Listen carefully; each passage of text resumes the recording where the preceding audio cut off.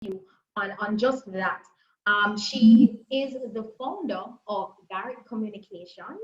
She calls herself the PR chick, and we have seen the hallmark of her work. She is excellent at helping persons with their personal branding and understanding exactly how to properly fit themselves into the kind of space that allows them to make their brand something to remember and help you to really hone those skills and ensure that whatever space you're operating in, you definitely come out authentic and you definitely are able to add some funds for that kind of representation. So please make welcome Miss Naomi Gary. Hi, Hi, Naomi. hi, Thank you so Teresa. much for Hi, joining Jane. us. You're looking great. Thank you. All right. All right. Go ahead. Do you want me to do my intro, or you want us to Sure, go right? please go ahead and give us a little overview of what you do, and then we can segue quickly into Sure, no problem. Because I don't want to assume that people know who I am. So I would prefer to just make sure that everybody's very clear. So good afternoon, everyone. Thanks again for having me, Institute of Law and Economics. So for those who have never met me before or never heard of me, my name is Naomi Gary. I am a personal branding coach. I'm also the founder of Gary Communications, which is a boutique PR agency right here in Kingston. Through the agency, what I do with my team is we help individuals, brands, companies to be seen, heard, and experienced by their ideal target audience. And we do that by leveraging traditional media, digital media, as well as experiential marketing. And we do that for all kinds of brands, but we specialize in lifestyle and business brands. And for myself as a PR chick, personal branding coach, I really help individuals, entrepreneurs, corporate executives to really stand out in their field of expertise by getting clarity on who they are, understanding what their unique value is, and how to communicate that ideally to their target audience, whether that's online or offline. And we do that by helping them to either reinvent or to just repurpose their personal brand. Excellent. Thank you so much. I've given them an overview, but I'm so happy that you went into a lot more of what you do. So talk to us a little bit. So we are right into a different time, as we can well imagine. A lot of persons refer to this generation as Generation Z and Generation Y. And really and truly, what that means is that we are operating in more of a digital space at this time. Why is it so important for young persons, particularly persons who are now positioned to be entertainers, to ensure that they represent their personal brand well, and how can they do that? Sure. And I mean, entertainers is such a broad scope, right? Because even that landscape has changed, because as you were alluding to earlier, a blogger is also an entertainer. An MC, a host, artist, performing artist. I mean, there are so many people that can be considered under that category of entertainment. But why showing up with your personal brand is so important now more than ever, whether you're an entertainer or just an individual, is because the world has access to your brand by simply doing a quick Google search. And sometimes that's the only interaction that they'll have with you, even before getting to meet you in person. And so just to be clear, I want to just break down what personal branding is so everybody understands, right? Personal branding seems to be this new cool buzzword. A lot of people are using it. I need to have this personal brand. But the real thing is that your personal brand is just your reputation. That's what it is. Personal brand is just a word we're using right now. Maybe something else a couple of years from now, but it's simply your reputation. And then, so that tells you that your personal brand is not just for specific people. A lot of people are confused when they hear the term, because they think that, because I'm not a celebrity or I'm not an influencer or I'm not a big brand, I don't need to have a personal or professional brand. But if you think of it as your personal brand being your reputation, then you realize that everybody already has a personal brand, because your personal brand is a combination of things. It's how you see yourself, but sometimes we see ourselves a certain way, and that's not necessarily what we're sharing with the rest of the world. So then your personal brand also becomes what others have to say about you. What do people say about you when you're not in the room? Your personal brand is that one thing that you want to be known for. that no matter who mentions your name, wherever they are in the world, they're all saying the same thing about you. Right. Your personal brand is an experience. How do people feel when they interact and engage with you, whether you're performing or when they see you off stage, right? A lot of people think that we can have these multiple personalities. And yes, as an entertainer, you can be a performer, but I want to ensure that who this person I love and, I vibe to when they're on stage, that I can actually vibe to them in person too when they actually come off stage, right? So that's very important, how you're showing up yourself on these different spaces. And the last thing I'd say about personal branding is that personal branding is also now what Google has to say about you. And I spoke about that first because that's where people go to find out about individuals, about products, about brands. And that's how people make their decisions about working with you, about hiring you, about trying your product or service. And so if you're not showing up online and showing up in the way that you want to be addressed, then you're already putting yourself at a disadvantage, because guess what? People that may not be as great as you are already showing up online, right? So online space is a noisy space right now.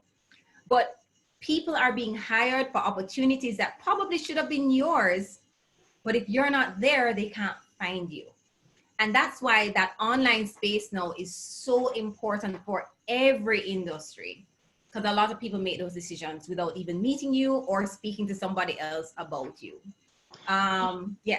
You made a real valid point about your personal brand being literally what Google says about you. And the interesting thing about Google and online space is that some people have the ability to show up as you. They take your identity and they use your content and they use that to their own advantage.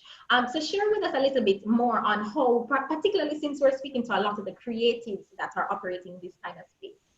Persons who are singers, persons who are dancers, who are bloggers, and so on. Why would it be so important for you to, first of all, have a solid personal brand? And then also, why would it be so important for you to protect what that brand is, particularly either legally or just by how you represent in terms of contracts, that kind of a thing? Why would Sure. you want to be so?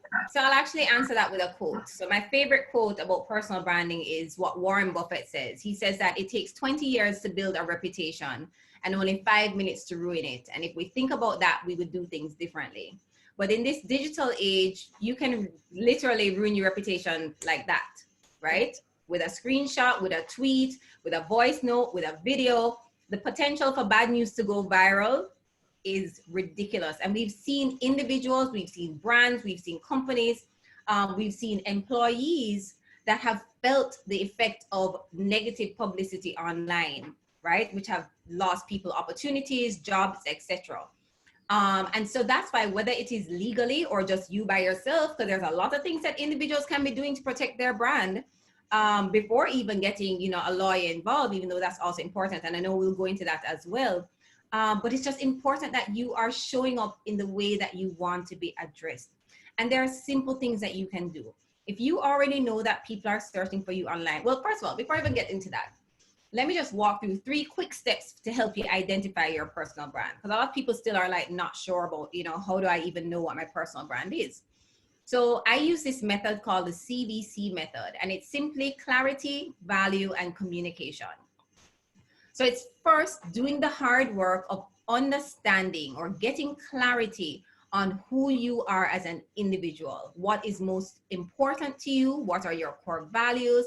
What are you most passionate about? What gets you up in the morning? What's your driving force? What gives you joy? And then you think about what is the unique value that you have to offer to the world. Of course, there are lots of entertainers, there are lots of bloggers, there are lots of singers, there are lots of artists. But what is it about your particular skill that's different from anybody else that's in your space? Yes. Right? That is your secret weapon.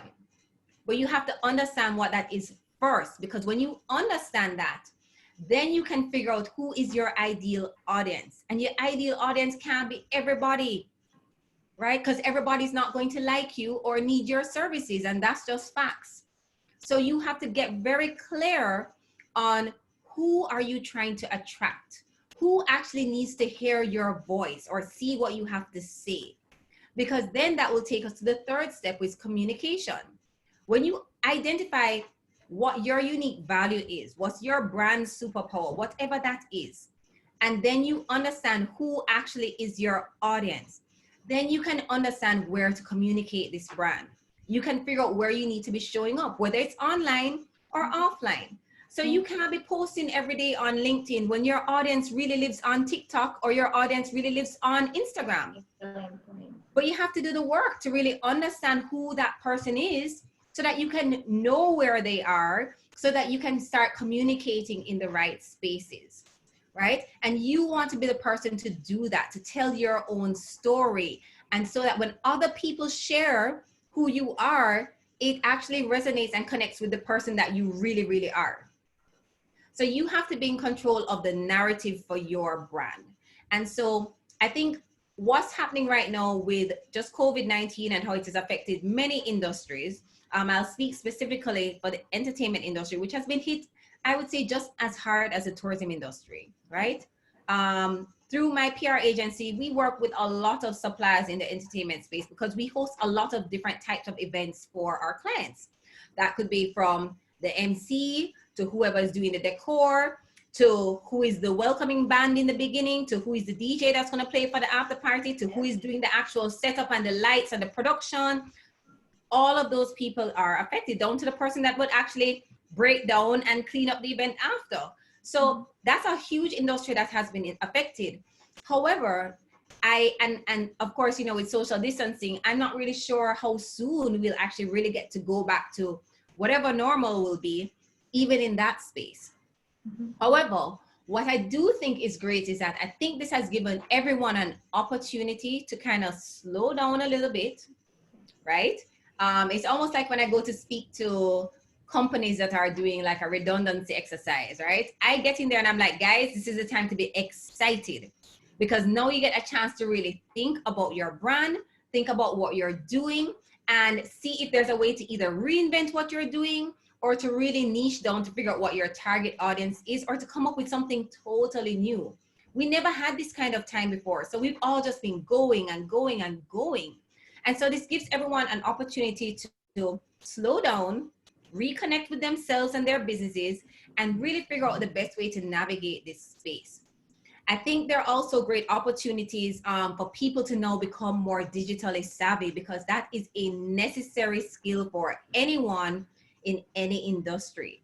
And for the entertainment space, it's about thinking, how do I now bring what I have to offer, my unique value, my talent, my skill, online? And there are opportunities for that. We've seen great things coming out of, and I think with digital, it actually gives you more of an opportunity to collaborate with other people from around the whole world and to connect in a meaningful way with your ideal audience. Because now people really can feel that they can reach, they can touch you, you can respond to a comment. So you really get to create a tribe, like a real following, and engage with them, which you can't necessarily do from a stage. Yes, you have your performance and you're engaging, but then you come off the stage and that's it. Digital provides us with the opportunity again to connect. And then we've seen great opportunities. We all watched the Versus battle. I'm looking forward to the one coming up with John Legend and Alicia Keys this weekend. Where else would you have over 500,000 people watching from all over the world, just online? Now imagine if that was being monetized, even if it was for $1 per person. So there are just a lot of opportunities out there, but we have to be willing to take off the blinders for a minute, step out of ourselves, and look to see what opportunities speak to you. Because maybe it's not a versus battle, but it could be something else. For an artist, it could be an online art exhibition where you are literally walking through all the pieces, and you as an artist, you actually get to talk about every single piece, which you don't get to do at an art exhibition because there are 50 people there and you can't talk to all 50 people at the same time. Right. And then people can buy your artwork live online.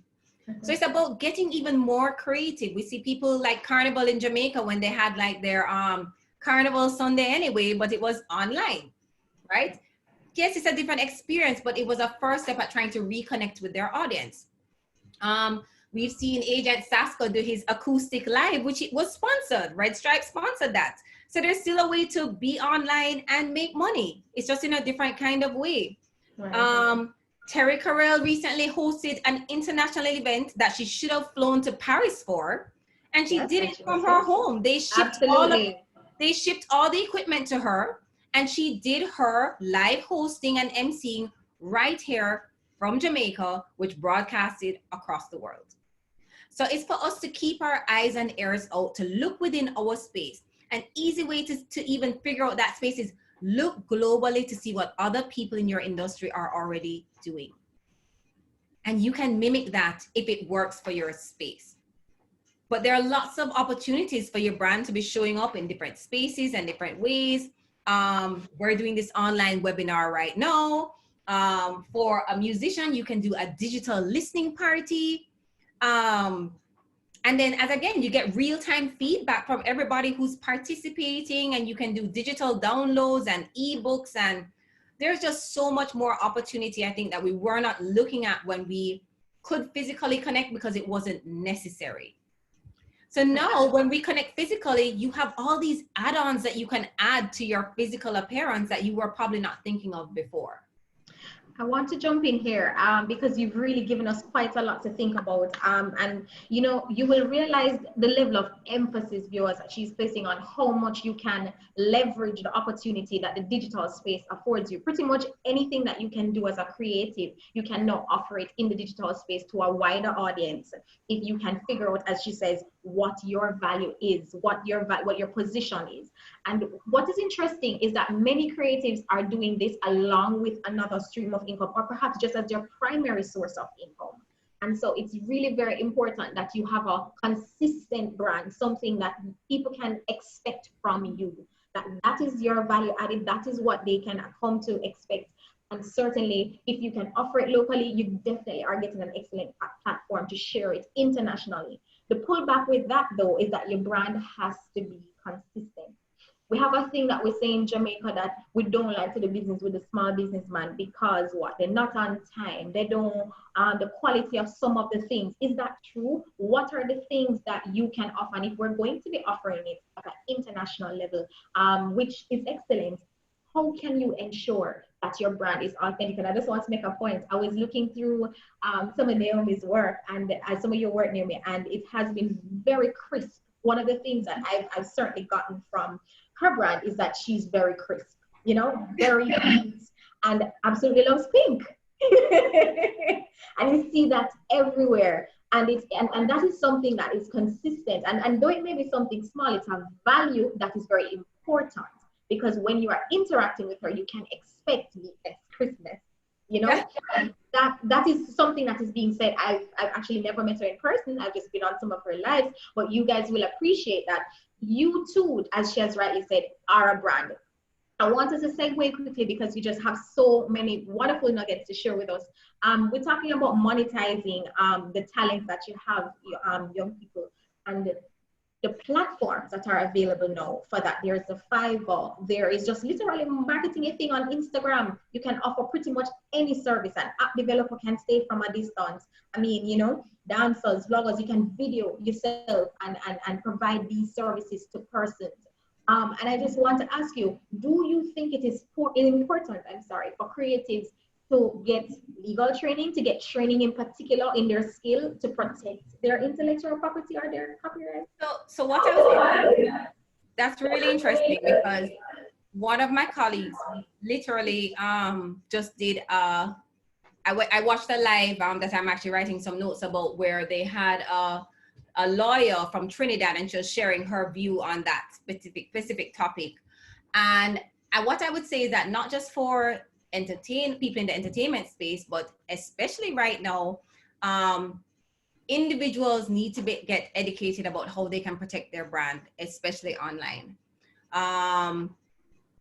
I don't know if formal training is necessary, or if they need to just have a great legal counsel, or if they need to do the research and get the facts. I think there are a lot of options, right? And people, based on where they are, what stage, they can figure out what's best for them. But it's definitely important for you to understand how you can protect your brand. So a couple things I'll talk about, and I'll actually give an example even as it refers to what we're doing here right now today. But something as simple as going to JIPO, that's Jamaica Intellectual Property Office, and trademarking your logo and your slogan or your tagline is important. Now imagine if you are on Instagram, right? And you call yourself, let's say, the PR chick, for example.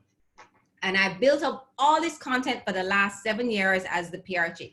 And then someone else decides that they're going to start their own PR chick page. Then my audience gets confused because they're not sure if this is really me or if this is something else or if this is me with 2 pages. And then I find out that that person has trademarked the PR chick. That puts me in a position where I now have to get a lawyer involved because I didn't do the basic things that really, it just takes a little bit of time to sit down, do the search to see if anybody else already has your name, and get it registered. And when you do that, and you can correct me if I'm wrong, once it's approved, you have that trademark for 10 years and then it's up for renewal again. So I can tell you the PR chick is registered as a company, and the logo is also registered, the name and logo for all the things that I associate PR chick with.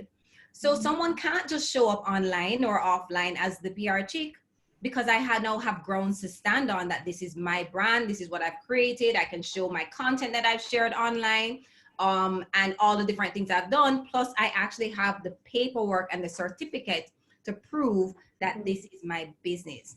So that's a simple step that anybody can take without even getting legal counsel. But the online space gets really tricky, right? And one of the things I want to talk about is the fact that I think because it's online, a lot of us are navigating it. Some people know better, some don't, and that's fine. We don't know what we don't know. But people are taking the online space a little bit too casually, not realizing that it is still a business. And so I'll give an example of, let's say, a company decides to send a package to an influencer, right? And that influencer accepts the package, they take a picture and they choose to post this picture on their page to say thank you. And then said company that sent the package decides to use that individual's picture as a boosted post on their page. That's wrong, right? Yep. And we do that a lot. I could even say, and I'm not trying to put ILE under the bus, right? But it's just an example. Even for this live, it was promoted as a boosted post. And really and truly, if you are going to use someone's image to promote a product or service, they have to give consent to do that. And that's why even in this online space, contracts become important. So that's something that I have actually been discussing with my lawyer personally over the last 2 weeks, is creating even a standard one-page contract that speaks to if I do a live free webinar versus if I do a live paid webinar. Right. How do you get to use my image and my content post-webinar? Right. Can you sell this webinar after? That would have to be in the contract. Are you going to do a replay after? That would have to be in the contract. And we don't do that. And so what has been happening right now is that a lot of individuals that would normally get paid to speak at events, and they decide to do something, let's say for free, you guys, I'm not referring to you guys, but you do something for free, and then they find out that the individual that invited them is now monetizing this content for sale. Right, right. And it's their content, really and truly, right? You are using all of the content from the speaker. That's someone that you would have probably paid an hourly fee or whatever their speaker fee is. Yes. And so we have to be very aware of, one, if we are the individuals inviting someone, and also if we are the creative that's being invited, you have to, because that's your brand and you don't know where it's going. It's the same thing with individuals just using music or content from other people and resharing, right? But it's how you reshare that content. How are you reposting it? Are you reposting it to try and direct them to something else? And so I realized that my peers are also getting more aware of how to really utilize this space online and how to protect themselves. And that's where a legal team is very, very important. That's not something you can just do on your own, like how you can, you know, just go to JIPO and do that. You know, you would need to know, actually speak with a legal counsel, or somebody that understands this space, which is still, I think, very new for a lot of people. So, you know, how to navigate it in the best way so that everybody is protected as it goes forward. You know, it's just like if someone hired an individual to being a commercial, and then your contract is to be in that commercial, they're going to use it for 6 months. If they use your image after the 6 months, you get paid for it. But online, it's just so open that I know there are, especially in the US, it is regulated. I'm not sure how we're really doing that here. I think individuals are just doing it on their own, on a case-by-case basis. But I've had this experience. And I want to jump in there. Sure. Right, I want to jump in there and share that actually there are regulations in Jamaica as it relates to the use of digital content, copyright, even a simpler thing as somebody posting an interesting story on Facebook, and the use of certain persons, as you rightly said, photographs, and for what purpose, and if I'm going to monetize something that you extended to me for free, to what extent can I use this information? So we can't take it for granted that even your photograph that is being used. It happened to me just recently. Saw myself on a wedding photos of myself on somebody's business page being used to promote their artwork, and I was completely shocked. Wow. It was available on the digital space.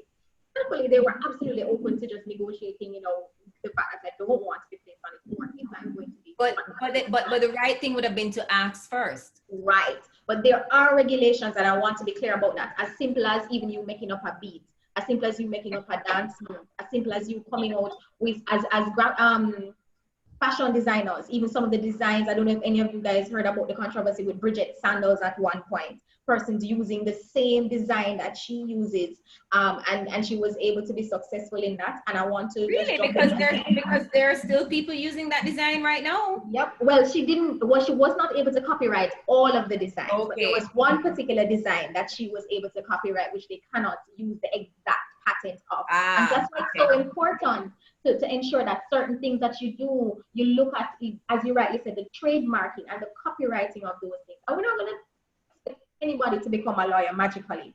But what we are promoting at the Institute of Law and Economics, and with even conversation with professionals like Naomi, is that you really want to have at least basic knowledge about when it is that you're treading into a space where you need to protect yourself.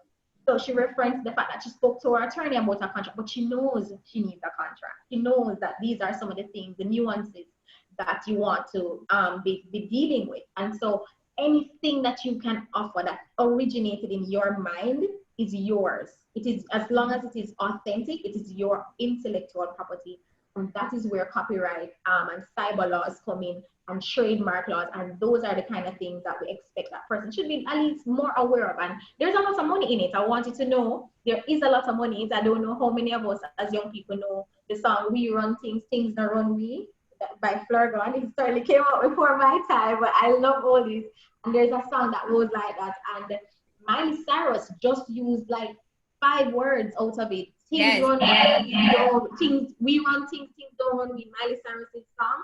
And he sued her $300 million just like that, because she used 5 words out of the entire song. Not the same kind of music.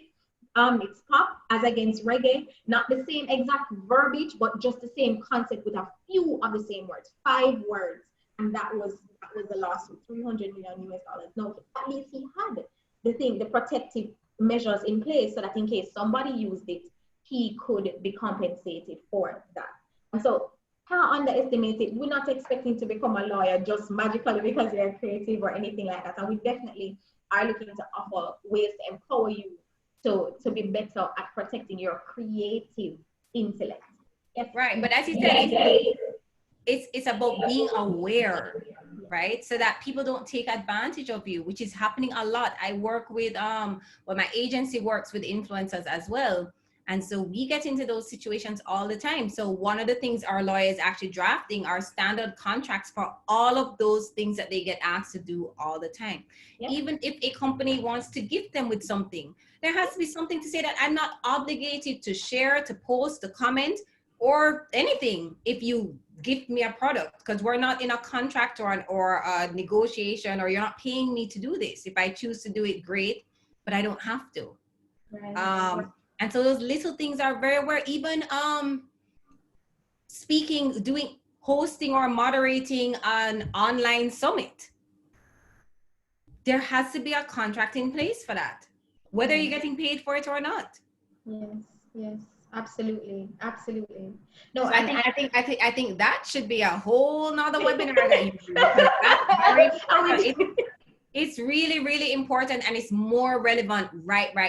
Absolutely. And I don't know if anybody has ever seen their content being used. I don't know if, as simple as, for example, developing a PowerPoint presentation, and you develop that for your class use or something, and then you share it with someone, and then that person goes and presents the exact same body of work and put their name on it. I don't know how that makes you feel, but I know I've experienced it. I know I've experienced when you come up with something kind of novel, there's a little quote and a little quip that you put on Instagram, and then suddenly you see it everywhere, and you're like, oh, you know, I mean, if you are a writer or something, these things are seriously important, and sometimes you almost feel stripped because you almost can't even prove that it was yours, unless somebody takes a photograph. Or even if you do a proposal to a company for a project, and then they choose not to use you, but they use elements of your proposal. Yes, listen, which happens a lot right here in Jamaica. Happens quite a bit. As a matter of fact, to the point that my agency had stopped doing bids for projects. Wow. Because it happens so frequently, where companies would ask us to bid, and then we would bid. They love the ideas, but maybe our price point was too high. But then we would see them executing the ideas that we presented just with a different agency. Yep. So it actually stopped us. We just started bidding again, but we now have clauses in place in our documents, where if you want to not use us but pay us for the concept or elements of the proposal, sure. But you can't just take our ideas and use them, which is what happened a lot, which actually stopped us from bidding for projects for a couple of years, because we just were burnt so often that we were like, it's not worth it for us. Yes. No, I don't think I can get enough in detail about how important it is. And I also want to touch a little bit on, you know, event managers and talent managers and so on, because you are also a part of the entertainment industry. Sure. You manage, they're relying on you to share, to protect them from some of the other persons who are coming on. And just as how she references her team who stopped doing proposals while they were waiting to probably resume or rethinking how they're going to reapproach, they came in with a new strategy. And so it's also very important that as a talent manager, as an event manager, even not necessarily just a planner, but an executioner, certain concepts and so on, you understand that it needs to be protected. So even you are a part of the entertainment industry. And I think you've really broadened the scope of literally the kind of people who need to be looking out. And I don't know if you want to share any last big nuggets with young people about just exactly how you can help to position them as a brand, and also perhaps any nuggets that they need to keep in mind before we take any questions. If you have any questions, guys, we're going to take it. For any nuggets you want to leave. Sure. I mean, well, the number one thing is that for anybody, it doesn't matter what you do, if you are a lawyer, if you are a policeman, if you are a writer, a blogger, a dancer, a singer, an entertainer, an artist, a PR chick, you already have a personal brand. You have to take the time to do the introspection on who you are. Because if you can't clearly communicate to someone else who you are and what you do, you're allowing other people to do that for you, and it's not necessarily accurate. Take the time when you have done that discovery and you know who you are, and you know what your unique value or unique talent or your unique offering is, and who you're offering that to, and you've decided where you're going to start sharing and communicating your brand for the rest of the world to get in contact with you, that you take the time to update your social media platforms. It is the worst thing when someone finally decides that they want to engage with you. They go online to connect, And what they see online is not what they anticipated, because it is totally not aligned with who they thought the person was. So you have to take the time. I would say the first thing you need to do is a Google search for your name or your brand or your company. Be aware of what search. Huh? I was just repeating, a Google search. Yeah. Just to be aware of what the rest of the world is already seeing about you if they were to search for your name. And once you can see that, you can see what actually comes up first. Is that page, is it LinkedIn? Is it Instagram? Is it Facebook? Is it an article? Is it what comes up first? Is it something that actually needs to be updated? Is it relevant to the person that you are today and the service that you're offering right now? You are in control of the narrative that shows up online. Yes, there are some things that you can't correct, but guess what can help you to do that? You can also create your own website. I built my own website using Wix.com. I have no experience in this area. That's not my area of expertise. My brother had promised to build it for me 5 years ago, did not build it. And so I was like, well, brothers do that. I'm going to figure it out and I'm going to do it myself. And I did it. It's still up there. I am NaomiGary.com. I did that from scratch using Wix.com, a free website platform. But you know what happened because I did that? If you search for Naomi Gary, that usually now comes up first. And so I am in control of my content. So I'm very purposeful with what I post, what I share, what platforms I share it on. If I post something about Naomi Gary, I always put the PR chick with it. So if you search for me, you should either see PR chick, personal branding, public relations, Garrett communications. Absolutely. Those are the 4 things that should always come up for me in a search result.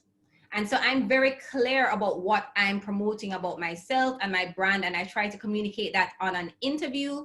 That's why you heard me reintroduce myself, because I have to be in control of my brand narrative. Yeah. And that's why I do that in a webinar, whatever it is, because even though sometimes we share the bio, it still may not be read the way that you want people to receive your brand. And so I have no problem doing that because I understand my brand and I understand the value that I have to offer. And it's a part of my brand mission. So I have to ensure that you understand who I am and how I can actually help you. And so you are in control. So take the time. It's a simple step. Do a Google search and then do your social media cleanse. Go through all of your platforms and look at the content that you have and just see, does it speak to who I am and what I have to offer and what I have to say? Because that makes a big difference, because you could already be missing out on opportunities just because you're not positioning yourself in the right way on the platforms that you already live at. Yeah. So that's important. So I'll close up by just reminding you that it just takes 3 things.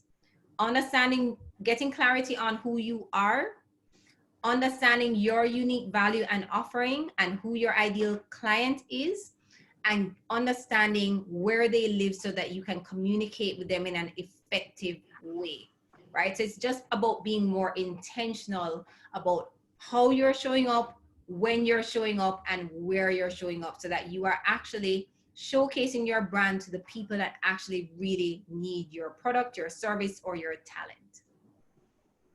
All right. Thank you so much. Thank you so much, Naomi. I'm giving persons an opportunity to raise their hands and to ask a question with their mics off if you really have a burning question that you want her to answer. Has a lot of experience in the areas you have heard, and we certainly are expecting that there may be points that you just want to clarify. If you have any questions, you can go ahead now. Sure. And if they don't have questions live, because I know some people get very live shy, that's fine. You can always reach out to me in the DM at the PR Chick on Instagram. That's fine. Okay, so I'm seeing some questions. I prefer to type them. So that's fine. I'll just read it. We have a question here. How do you change your image on social media if as a schooler you posted some idle things? So here's what I would say, right? And that's a great place to start. I actually do a lot of workshops for high schoolers as well as college students, because I wish that someone was doing this for me at that age. So like an example I'd give is that if you're a high school student female and your Instagram handle is, let's say, at Sexy Body Carry, that's not appropriate, right? People can't take you seriously. And so it's not for, and then because it's social media, what we have to understand is that we are creating a digital footprint for our brand that follows us as long as it stays up there. So Sean, if you are interested in changing your image, you have to start first with the question, why? Why do you find it necessary to change your image? And guess what, people? Don't be afraid to delete content. You put it there, you can delete it. It don't have to stay there forever. And the reality is that we don't remember what we posted all the time. I don't remember what I posted last week versus last month versus last year versus the last 5 years. But I'm always surprised when I see a like for a post that was posted 3 years ago, which means that someone took the time to scroll through all my content. So you don't know if someone's just looking at what you posted today or if they're actually going to go through your entire timeline. And are you okay with what's there? So what I would say, Sean, is that you have to start first with that question. Why do you think it's important to change your content? Because that's a driving force right there. And if you think it's important, and if the content that you were sharing before, whether it's idle stuff or whatever, doesn't really resonate with who you are today, then it's okay. But what you can't do is just like, yesterday you're posting idle stuff and then today you're like, Mr. I have it all together, right? Because then you're not being authentic to your brand. So it has to be a transition. Or you reintroduce yourself on social and you're like, hey guys, you may know me as Sean, and you know I post whole heap of things about whatever, but I wanted to tell you about what I'm doing right now, which is XYZ. I'm really getting into blah, blah, blah. So you're going to see me sharing more of this particular topic on my pages. If you're interested in this, send me a comment, blah, blah, blah, right? So you're actually kind of conditioning your audience to expect that you're now going to be sharing a different type of content instead of just deleting everything and starting from scratch. But if there's stuff that you think is on there that really doesn't speak to who you are right now, don't be afraid to just take it down. Just delete it. But just remember that as long as it's there, it is a part of your digital footprint. And for the young people, because I know it's a lot of young people watching this, let me tell you something. HR divisions in companies now, a lot of them actually either check your social media before you even get asked to do an interview, whether it's private or public, because guess what? It's online, people can have access to it, right? Let's say Teresa was not my friend and I was not following her on Instagram, but she wanted a job at my company. I could just ask Dwayne, who is my friend, right? Who is her friend too, to just let me see her Instagram page. And that's how I get access to the page. It's as simple as that. So don't think because your content is private that it cannot be public. And a lot of HR's departments are using social media to determine if you get that job. Is it unfair? Maybe to some, but guess what? You put the content out there, right? So you have a responsibility for your brand. And so what happens is, and let me just be clear to guys, an HR manager does not go in your social media to be fast or to fast in your business. Sure. Because let me tell you, what it is when you choose to work for an organization, you automatically become a representative for that brand, whether you like it or not. You are wearing a company's logo on your shirt. You now have a responsibility to protect that brand too. It actually becomes now a part of your brand identity. And so when someone is hiring you, they want to ensure that this lovely young man or young woman that is sitting before me in this room saying all the things that I need to hear is showing up in the same way when I search for them online. Okay. You can't have two different personalities. So when I hear people talking about a personal brand and a professional brand, it is one you, which means it is one person. Someone is not going to say, oh, because it's Saturday night and Naomi is not at work, that she can just, you know, act up however she wants. It's still Naomi. Whether it's Naomi the PR chick, whether it's Naomi the CEO of Garrett Communications, it's still just Naomi at the end of the day. And especially when you work for a company, what someone on the outside sees is the company.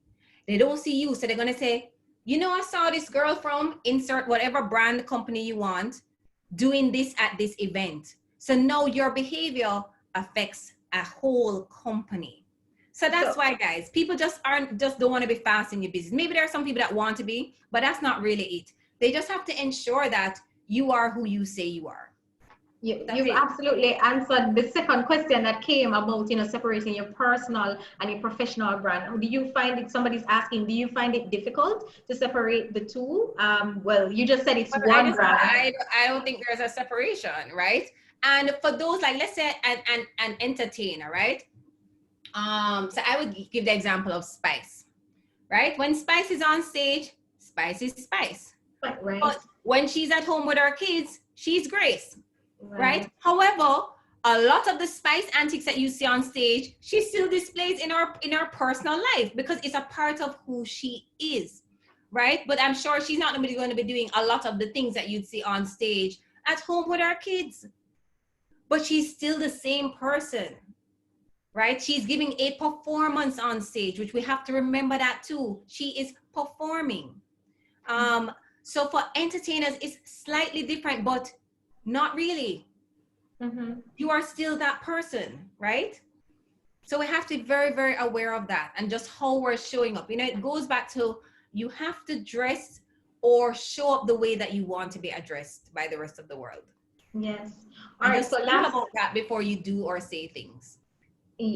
I'm really grateful for the way that you're sharing it because it's very important that persons understand it's literally one brand with different aspects of you being showcased. But it's really just you. And I want to just quickly take the last comment that we've gotten there. There is a famous saying. This one is coming from Takesha Stenbarns. I'm sorry.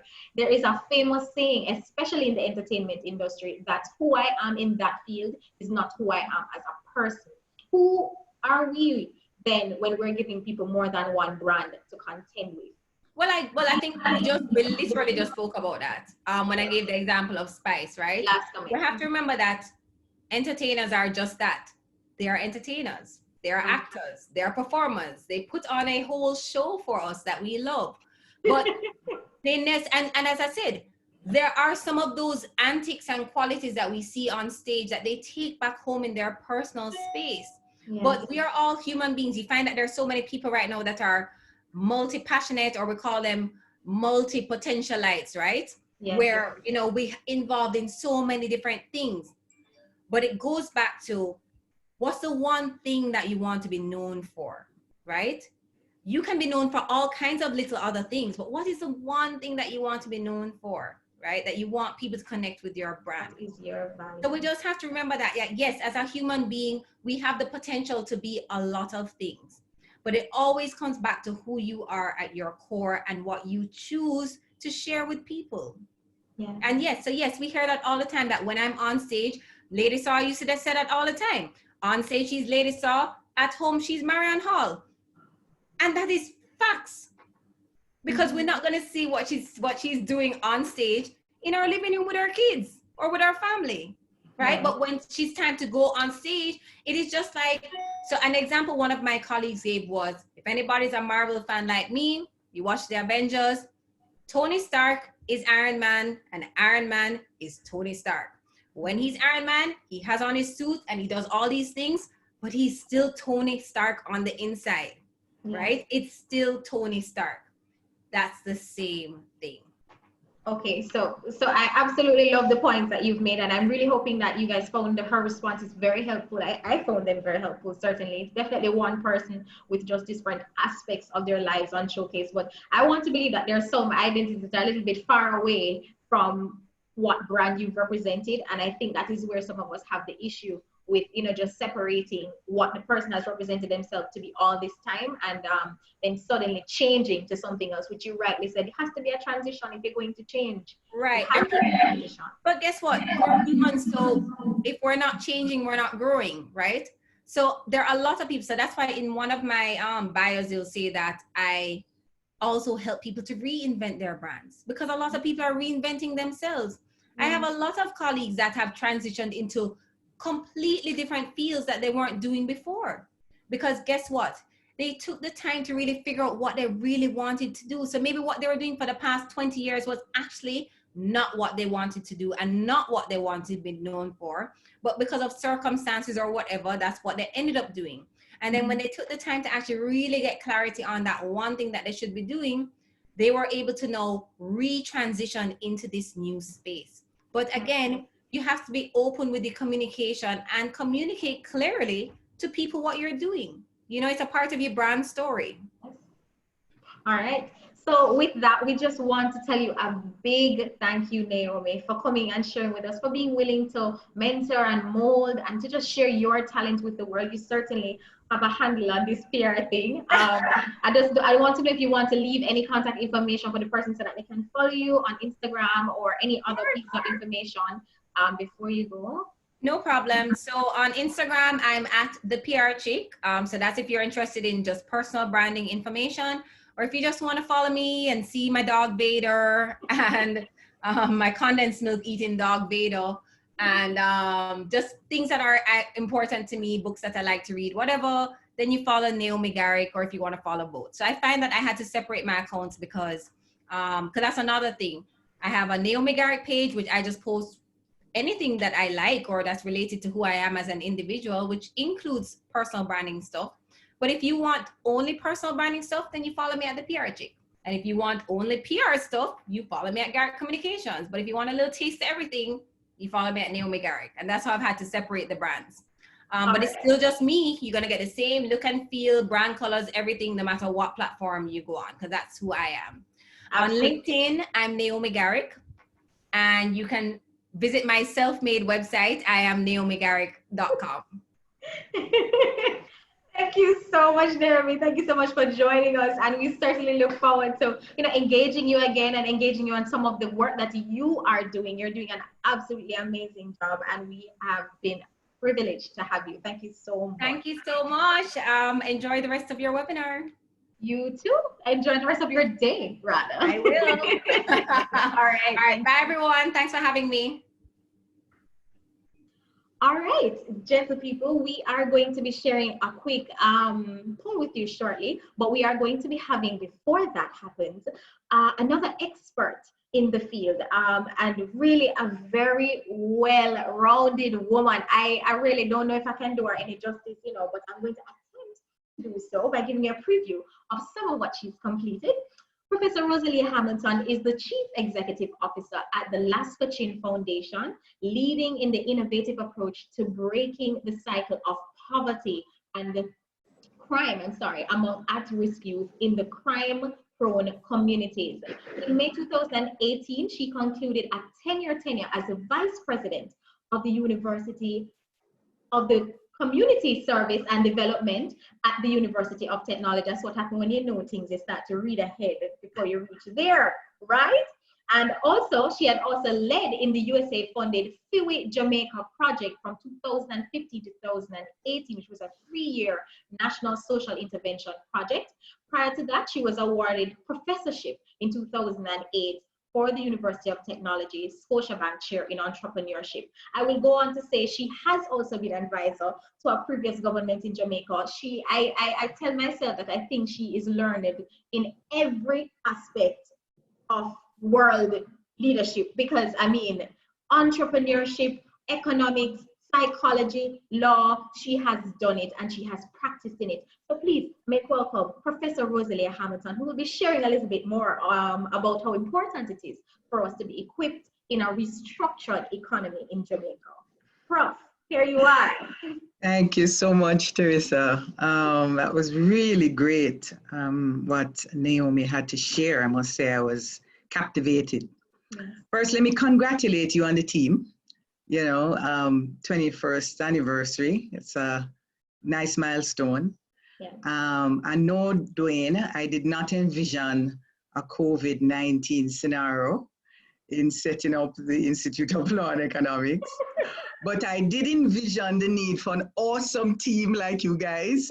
That was absolutely necessary to execute the will of the board. And so I really want to congratulate you on the work you're doing. You know, we're in the overused word, unprecedented times.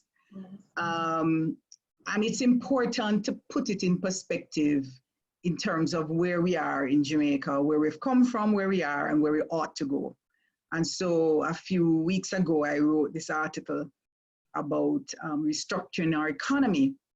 And I just thought I'd share some thoughts about that and to point to the kind of structure that we have had for a long time pre-COVID, how we need to think differently about the future and what that future could look like. So, and I'll be very brief because I know there are these time constraints. There's several ways to think about our economy. There are two lenses I like to look at that gives us a summary statement of the kind of economy we have. And one way to think about it is the limited, persistent underutilization of the resources that we have. That the fact that we don't use all the resources we have, especially our creative resources, is a big deal. So what it does is limit our potential as a people. And there are many reasons for that. We've inherited structures that are that have limited us, that have generated and perpetuated inequalities. We've seen low productivity as a consequence. We've not diversified our economy enough to be able to bring out all that talent and potential that we have. I'm sure you've heard that, you know, we punch above our weight in the global space, yet we're not fully utilizing all of that talent which we know we have. And the second way to think about our structure is the institutions that are established to run the economy and to run the society. And we can describe them as weak. Our political institutions, I think we know the limitations of our whole governance arrangements, and we struggle every day to try to be more transparent and accountable, etc. And their related social arrangements that we have in place, and perhaps the most dramatic one is poverty and crime. So we understand that we are among the most murderous countries in the world. And I suggest that all of that comes from this kind of structure that doesn't enable us to realize our fullest potential. If you think about it, you know, we've had a long history. We got quote unquote independence, but we've not sufficiently changed the economy to ensure that the majority of us have a place and can really thrive and survive and grow. We still have structures in place that perpetuate the interests of a few. That's kind of one way to think about it. So it's that which I talk about, the need to restructure that, the need to put different structures in place to strengthen these institutions and to ensure that all our potentials are fully utilized. Now, where do we start with that? I think the important starting point is to restructure our minds. It's how we think. How we think about our circumstance today and the circumstance tomorrow. What I heard from Naomi is really indicative of this. She spoke about personal brand, but she's thinking about something we've known all our lives, but we've never thought about it as personal brand. She talked about it as reputation. She described our reputation as our personal brand. Now that tells us a lot right there, because just by thinking differently in a different social context where that matters, reputation matters, brand matters, right? 50 years ago, you know, you could hide a lot, that personality, that professional and personal personality was possible because You know, you could hide a lot of stuff at home. The capacity to communicate and so on was not as it is today. But a lot has changed. And so we now have to think differently about this valuable commodity called our reputation. And integrity is a big part of that. And so how we think about the problem is an important starting point. She made another point about who are entertainers. She said that entertainers are bloggers. She's part of the entertainment industry. You know, so again, we have to broaden our scope. When we think about entertainment and you hear young people wanting to become a singer, a dancer, and so on and so on, they tend to think about careers in front of the camera. And what Naomi has said to us, and certainly what the Institute of Law and Economics represent, is opportunities, infinite opportunities behind the camera to prepare that brand, you know, to consult in terms of how you present yourself to the world, in terms of the legal arrangements that you need to put in place to protect your brand, etc., etc. There's a lot of income that can be earned behind the scenes, behind the camera. And so we have to think about that. No, that's important because you now begin to see new streams, diversified streams of income that can transform our economy away from the traditional focus that we've had. Look at the significance of tourism for economy and where we are right now in Jamaica. What if we had a more diversified economy in which other streams of incomes were readily available to fall back on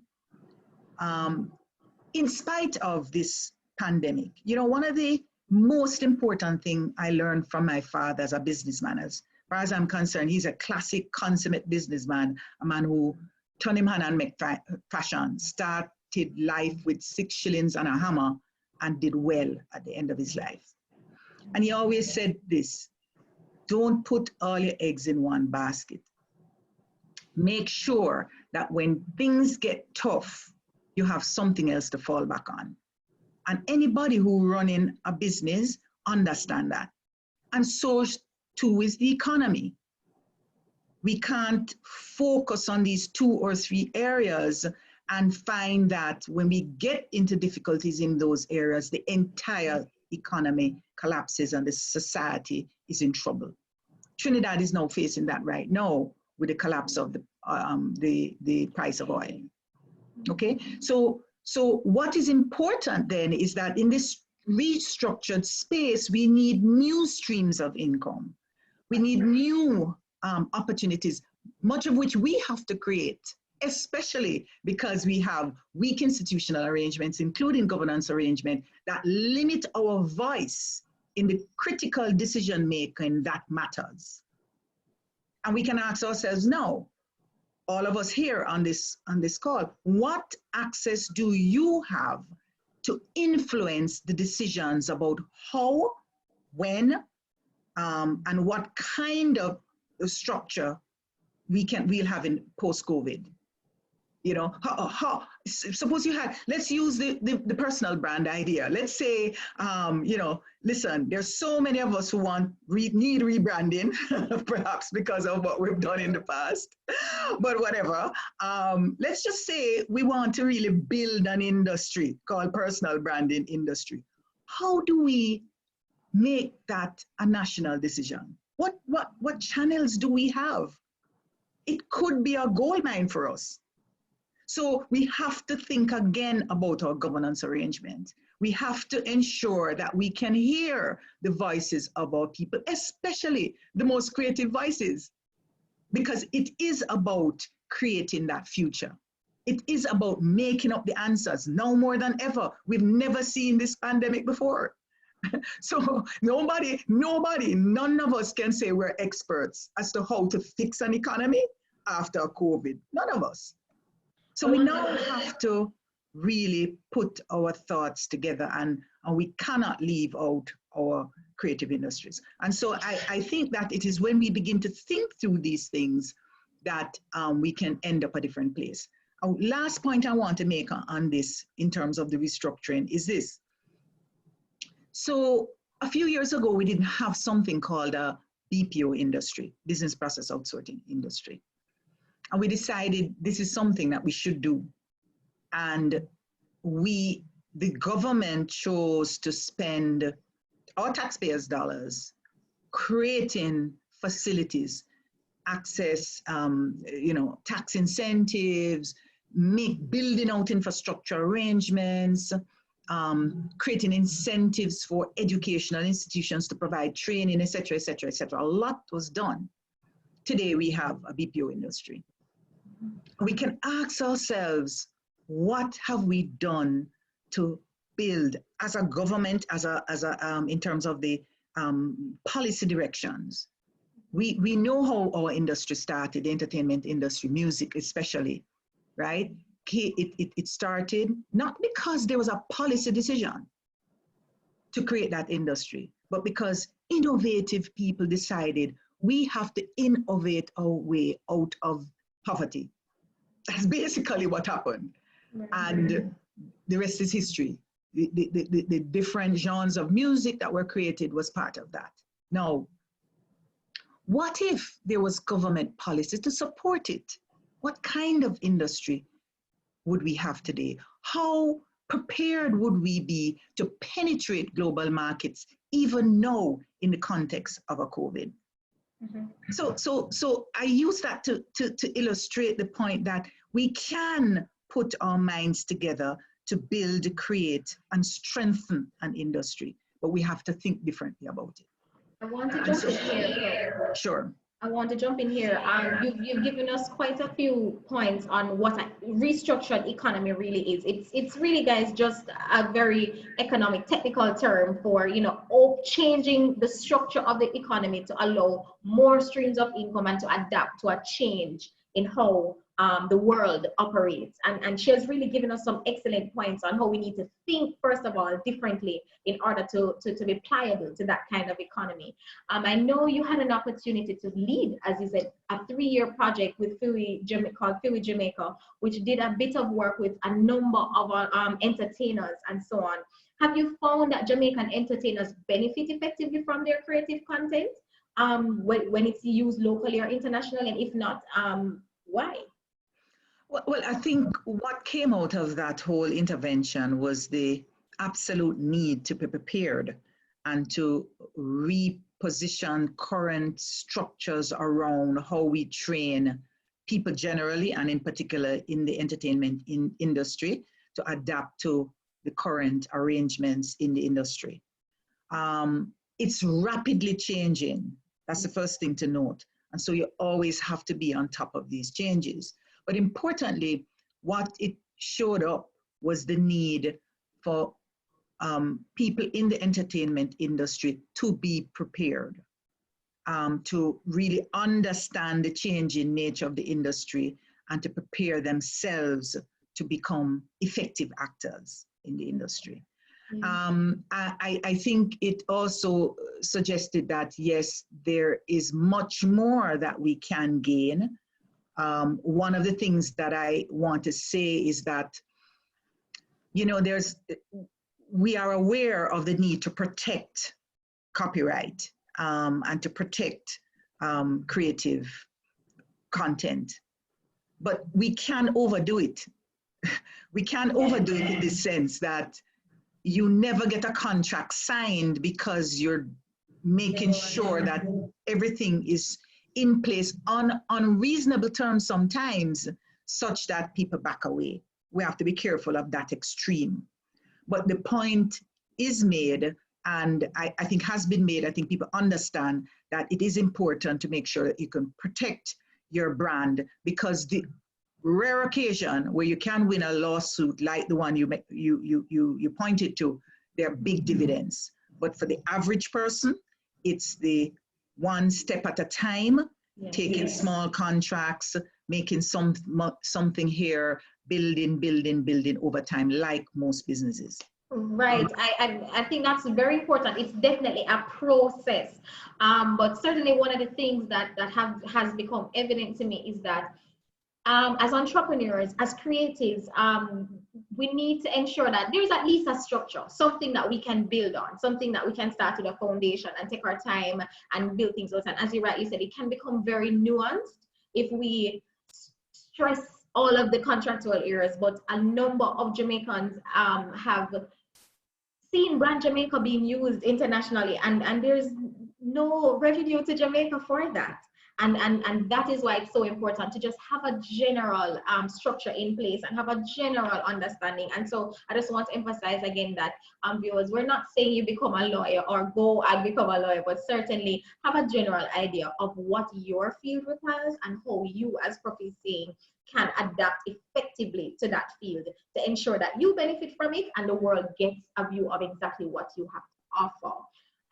Before we quickly go, because Prof is a wealth of knowledge, and we are going to have another session with her, just her, because there's just so much we can learn. But quickly, before we go, are there any areas that you would say are growing now for creatives that they should look at changing their minds to going into, especially if they have the natural skills and abilities? Well, again, I come back to Naomi's presentation. It was quite illuminating. This whole idea of a personal brand is big, and there's a lot that can be done there. It's all part of the whole social media area, because I think coming out of COVID, what is perhaps the significant economic impact and social impact is a greater online presence.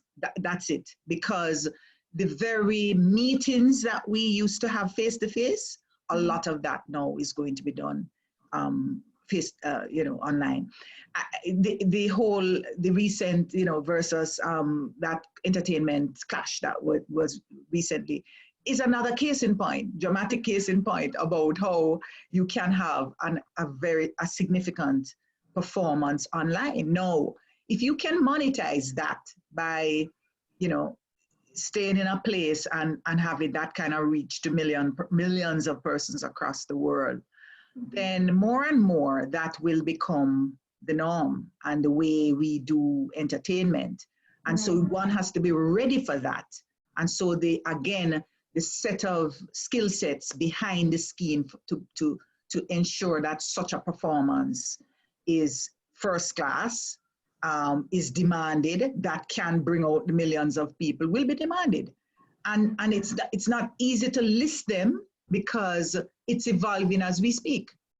So for example, recently I was preparing for a Zoom conference call, and here was a woman who came on, and she basically said, she was preparing us for the call, and she said, listen, I've just wrote a book, and right now I have pivoted to consulting businesses about how to prepare themselves for Zoom meetings. Because, corporate, the businesses have a brand and they have a corporate image and they need to maintain that. So you can't be having a meeting, and, picking your nose and not realizing that, so she's there and she drills them, literally drills them, and wrote a book about just how to present yourself, how to show up in these Zoom calls. So we do have to make it up as we go. But I think the important thing is to recognize the shift that's taking place in the economy. A lot is happening online, and I would point people to the skill sets that are required as you position yourself online. Well, one thing on the interface between law and business and law in these areas is that too is important. Although we're shifting, you will still, the need for understanding of and importance of law is not about to disappear. And so a legal training, I think, is always a good thing to have. And it certainly can give you a leg up in whatever fields you want to go into. If you add law to those skill sets, you're in good business. All right, thank you so much, Prof. I really think that you have made some very good points there. So certainly we want to be focusing on how the digital era is positioning entertainers to now act from a more global perspective in the same context, protect ourselves, but also be prepared to offer quality product and be prepared to be flexible and adaptable. And I want to just touch really quickly that app developers have joined the ranks of entertainers, in my opinion, because certainly they have been providing access to a number of services that we really couldn't access before. And whatever you can think of nowadays, there is an app for that. There is Shazam, which you can quickly use your phone and listen to what is playing on the radio, and it will tell you who sings it. Because how many times have we been driving and said, oh, I love this song, I wonder who sings this song. There's an app for that now, and there is an app for pretty much anything. You can create beats, you can translate things that people are saying, you can turn words into songs using apps. So certainly if you're an app developer as well, you certainly also are a part of this industry that has copyright and has something that you can offer to the world in this digital space. Giving you guys an opportunity again, if you have any questions, Professor Rosalia Hamilton, I'm sure she'd be happy to take them. Certainly you can quickly share them before we close off. We are scheduled, we're right up on time, but we know that certainly there may be persons who want to share 1 or 2 questions. So if you have any questions like that, you can go ahead now. Either unmute mic or you can message us directly. All right, so not seeing anything yet, so I will just use this opportunity to share that we are going to be doing a quick draw. Please don't go anywhere because I'm sure you'll be happy to hear about this. If you are a part of this live, as you're aware, the Institute of Law and Economics positions itself to empower young people to understand the juxtaposition, the relationship between law and economics, and certainly entertainment and the business of entertainment law is one of the newer areas that we have launched into. So we have our own short course. It's just 6 weeks, I promise. It's not long. It's not going to make it into a big lawyer, but it certainly will let you know when you are on the brink of something great and need to protect it, and kind of what to look out for, and a basic contract, where to go when you want to do some copywriting and some trademarking, particularly for our app developers and our singers and our beat developers. So if you are on this, you've registered for this, if you were one of the first 20, we are going to be pulling 5 persons from a random bag, which I won't show you. It looks very magical, but if I show it to you, I don't know if it will survive. So we're going to pull 5 persons, and those 5 persons, if you register for the business of entertainment law, that's a 6 weeks course, you get a discount on the program immediately. Once you call and give us your information, which we have your emails here, you will get a discount to do the program, or you could actually get a scholarship if you're a part of one of our other programs as well. So I'm going to go ahead and pull up a name from the bag, and in the meantime, I see a question coming through here for you, Prof. How do we monetize blogging? You know, certainly the arrangements in place right now for Google to pay based on hits is perhaps the most important and main source of income. But a significant income can be earned if people like your blogs and hire you to do blogging for them, linked to a business, linked to a particular theme or what have you. So I think the key point about that presence is that once you're there and people can find you and they like you, the opportunities to generate income will flow. And there are people, as you know, that have become mega stars just because of their social media presence, whether it's getting people to laugh or similarly writing in a very powerful way. People like it and they can use you. Yes. Absolutely want to share that. So to underscore what Prof has said, one of the main ways of doing it in written form would be you writing and getting more viewers and more persons traffic to your page. And once that is done, Google can also put ads on your page and they will pay you for that. Certainly blogging, that's also a similar thing, but using YouTube and that kind of a thing. I know somebody who was a food lover and she is now doing big business, just writing reviews on people's food, and that's what she does. That's what she does. So certainly you can check that out. So we are, I am going to pull the names from the bag. It is something transparent here. I wish I could get up and show it to you, but there are a couple names. We have pulled 1 name so far. If you are in the live at the moment, please send a message immediately so that we know that you're here, because we want the persons to be here. So if your name is Sania Storo, you have been selected as one of our winners. Sanio, I'm going to go ahead and ask my team to write your name in the blog, in the chat, so that you will know you are one of our winners. You are entitled to a discount to do the Business of Entertainment Law or short course for 6 weeks. I'm also seeing another name here, Nola Philippots Brown. Nola Philippots Brown. So these names that I'm calling, you guys are winners. You certainly get that discount that we referenced. And I'm also pulling the name Wendy Smith. Wendy Smith. So just asking my team to jot those down quickly. We're going to share it and ensure that all of you get an opportunity. And then here we go. We're just pulling one more. So far, let me just Sania Stora, Nola Philippots Brown, and Wendy Smith. You guys are all winners. And I'm adding to that list Gerangelo Lodowicha. These names are very unusual. Very unusual. Gerangelo Lodowicha. You have also been selected, and our final winner for the possible discount or scholarship is Jean Claude Walters Dunn. That's Jean Claude Walters Dunn. We are going to be publishing your names quickly. I hope you don't mind on our story so that you know that you were selected. If you are here, please be sure to indicate to us that you're here so that we can follow up with you in case you're interested in doing the program. Prof, we want to thank you so much for taking time, as always, out of your busy schedule to share wisdom and share some nuggets. In the meantime, I'm going to ask my team as well to launch the poll so that you guys can get an opportunity to indicate if you're interested and what you think about what we've done here. Prof, thank you so much. We're looking forward to having you very soon. All right, thank you. Very soon again. Thank you very much. All right, all the best. Thank you. Appreciate all the it. best. Have a good one. Yeah. All right, so the names of the persons we have shared, just going again: Wendy Smith, Nola Philippots Brown, Sansia Stora, Gerangelo Lodowich, Jean Claude Walters Dunn. You are our 5 winners. You were in the first 20 persons to register for the live, and you have been selected as a person to receive a discount to do with the Business of Entertainment Law. And just to share that if you need any more information on that, Professor Rosalia Hamilton and Miss Naomi Gary certainly shared quite a bit on how important it is as entertainers, first of all, to establish your brand, protect your brand, and be prepared for what will happen in the economy that is restructured. And we're certainly looking at a very digital world, and we want to ensure that our people are protected and that you're equipped to show the best and brightest of the work that you have done.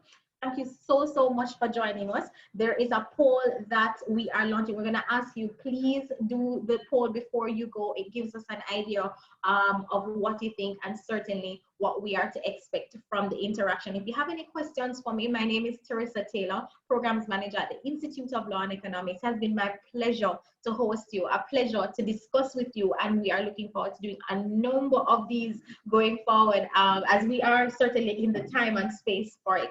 Thank you so much for joining us, and we'll see you soon.